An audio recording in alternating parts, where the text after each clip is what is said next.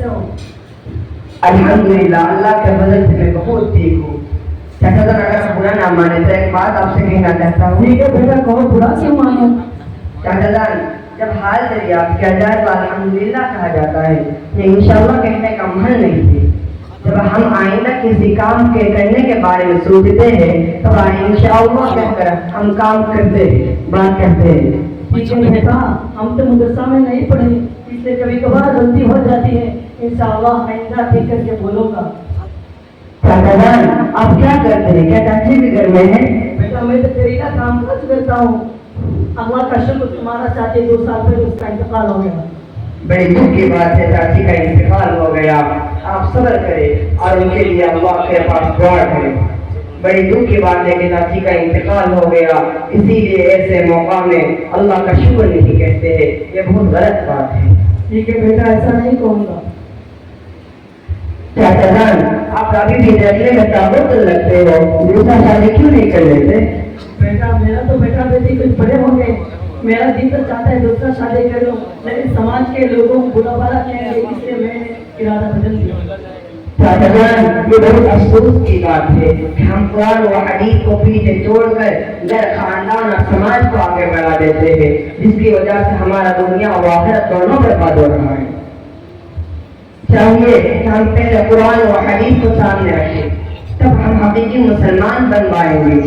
दुनिया में कितने सारी बेवा औरतें ऐसे हैं जिनको निकाह करने वाला कोई नहीं है, इसीलिए वो गुनाह में मुब्तला हो रही है।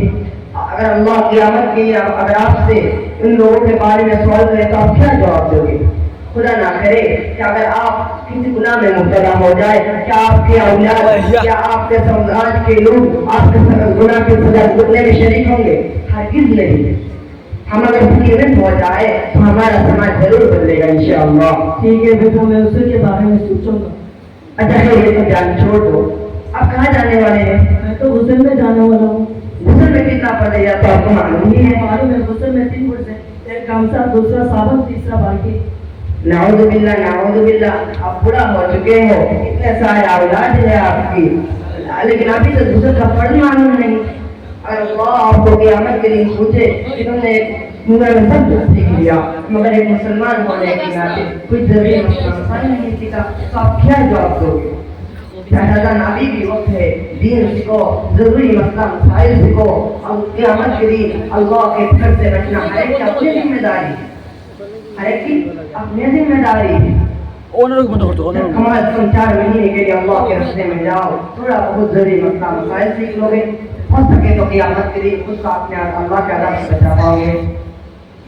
ठीक है बेटा, आखिरत से बचना यही तो असल कामयाबी है। मैंने जल्द से जल्द अल्लाह के रास्ते में 4 महीनों के लिए निकलूंगा।